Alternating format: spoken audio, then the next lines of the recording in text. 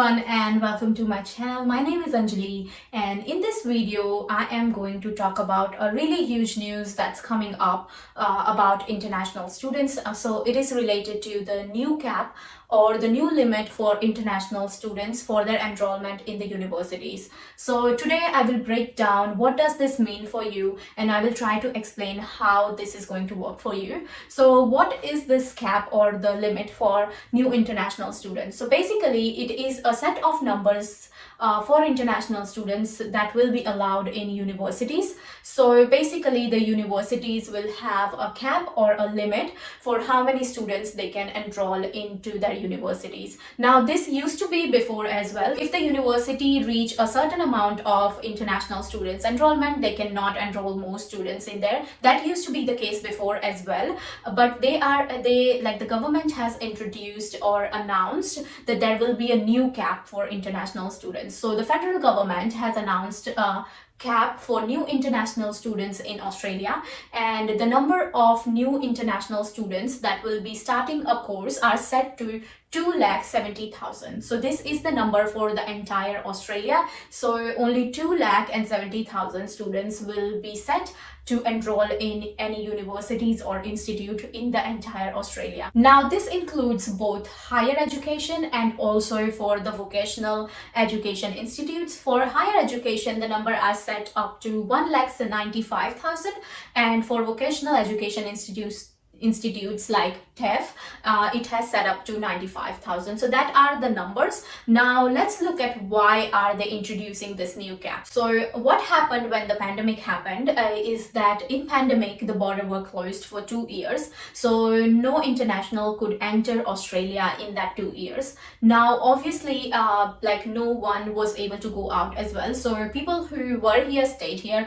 People who were international or abroad, they stayed there. So after the border opened, the students, international students who were looking forward to applying in Australian universities started coming in, and after the pandemic the number of international students in last 2 years have enrolled in university, and that has increased up to 10% higher than what it was before COVID. And for private vocational and training institute, it has increased up to 50% higher. Now that is much more higher than what it was before COVID. So what the government is saying, or the education minister is saying, that they need people, they need international student, but they need to balance this out. So that's why they are putting a cap on enrolling new international students. Now this is one of the reason what they have stated. The other reason that they have stated is that housing crisis has been going up, and they need to do something to relieve the pressure of housing. Also the cost of living has gone up as well. So they are stating that this could be the reasons why they want to introduce this cap. Now what I believe is that international students could be one of the reason why the housing crisis is happening, or cost of living is happening, but that is not the entire reason why that is happening. The housing supplies in Australia is really less, and we need to build more houses here. That's the main problem. But this is what they have stated in their statement. Now there are some exemptions, there are 3 exemptions for students who are going to study postgraduate in research. They will not be counted in that cap for international student enrollment. Now students who are enrolling in schools, they wouldn't be counted as well.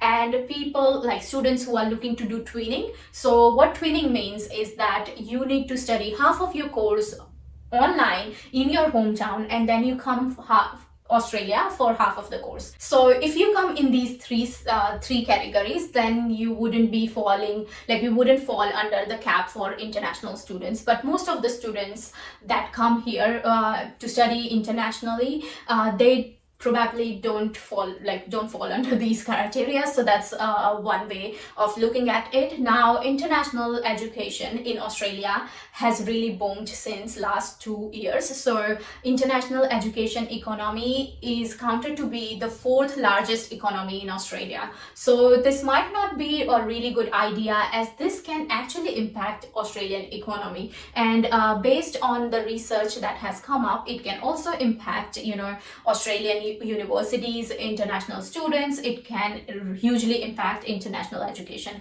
economy. So they need to maybe reconsider this, or maybe they need to look at it differently. But this is the news for right now, that they are introducing the cap from 1st of January 2025. Now this still requires Parliament's approval. So the bill or the budget is in the Senate, and Senate needs to pass legislation to allow the government to set enforcement for the enrollment of this cap, and the report will come out on the 6th of September. So we still have to wait for that. It will definitely be introduced after the 1st of January 2025. That is what the announcement is coming up as. I would also like to let you know that, I know this might be a hardest news that you have heard, especially if you're preparing to come to Australia. What I can suggest you is basically you cannot apply for November intake now, because that time might already have passed. But if you can apply for the next intake, which would be in February, I would suggest you to do it as early as possible. So do apply early, and I think that this would be based on first come first serve basis. So maybe do apply early. That could give you a little bit of advantage. Now the other thing that you can do is make your file as strong as possible. So have good academics, have good courses, you choose good courses, do show your finances well. So have your documentation ready as well. So make your file stronger as much as possible. And also, if you are looking for a pathway in permanent residency in Australia, it is not going to be easy, as you can already tell from all the rules that's been coming up. So maybe we can only hope for best, but choose good course that will help you out in your future as well. I wish you all the best for your journey, and this was it for today's video, guys. I'll see you in next video. Until then, make sure you stay safe, stay healthy, and bye for now.